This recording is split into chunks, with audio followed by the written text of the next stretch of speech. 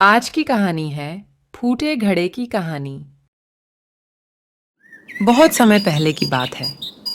एक गांव में एक किसान रहता था। उसके पास दो घड़े थे। उन दोनों घड़ों को लेकर वह रोज सुबह अपने घर से बहुत दूर बहती एक नदी से पानी लेने जाया करता था।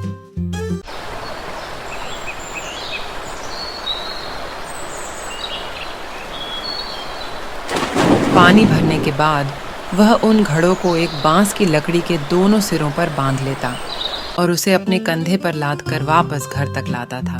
रोज सुबह उसकी यही दिनचर्या थी। दोनों घड़ों में से एक घड़ा सही सलामत था, लेकिन दूसरा घड़ा एक जगह से फूटा हुआ था। इसलिए जब भी किसान नदी से पानी भरकर घर तक पहुंचता, एक घड़ा पानी से लबालब भरा रहता और दूसरे घड़े से पानी रिसने के कारण वह घड़ा आधा खाली हो चुका रहता था। सही सलामत घड़े को खुद पर बड़ा घमंड था कि वह किसान के घर तक पूरा पानी पहुंचाता है। दूसरी ओर फूटा घड़ा खुद को नीचा समझता था और हमेशा शर्मिंदा रहता कि वह किसी काम का नहीं है। उसे ग्लानि महसूस होती कि उसके कारण किसान की पूरी मेहनत बेकार चली जाती है। एक दिन उस फूटे घड़े से नहीं रहा गया और उसने किसान से क्षमा मांगते हुए कहा, मालिक, मैं खुद पर बहुत शर्मिंदा हूँ। मैं ठीक तरह से आपके काम नहीं आ पा रहा हूँ। किसान ने पूछा, क्यों? ऐसी क्या बात हो गई? घड़े ने बताया, मालिक, शायद आप इस बात से अनजान हैं कि मैं एक जगह से फूटा हुआ हूँ और नदी से घर तक पहुँचते पहुँचते मेरा आधा पानी रिस जाता है। मेरी इस कमी के कारण आपकी मेहनत व्यर्थ चली जाती है।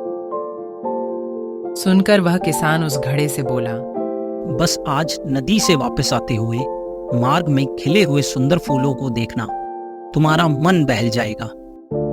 फूटे घड़े ने वैसा ही किया। वह रास्ते भर सुंदर फूलों को देखता हुआ आया। इससे उसका विचलित मन शांत हो गया।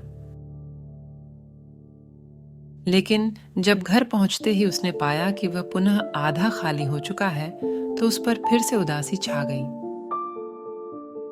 उसने किसान से आग्रह किया कि वह उसकी जगह कोई अच्छा और सही सलामत घड़ा ले ले। ये सुनकर किसान बोला, क्या तुमने ध्यान दिया कि बांस के जिस सिरे पर तुम बंधे रहते हो, उस ओर के मार्ग में सुंदर फूल खिले हुए हैं,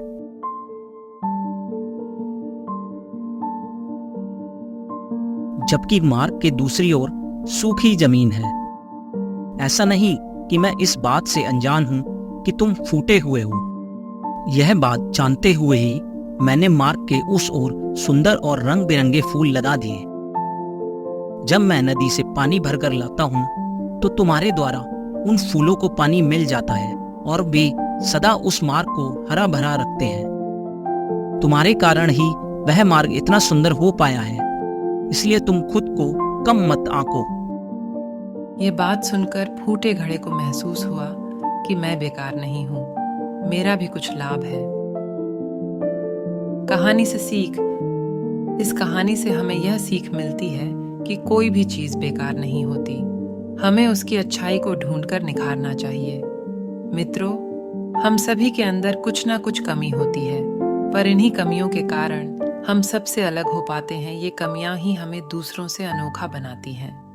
हम सभी को भी किसान की तरह हर किसी को वो जैसा है, उसे वैसे ही रूप में स्वीकार करना चाहिए और हमें उसकी अच्छाई की तरफ ध्यान देना चाहिए।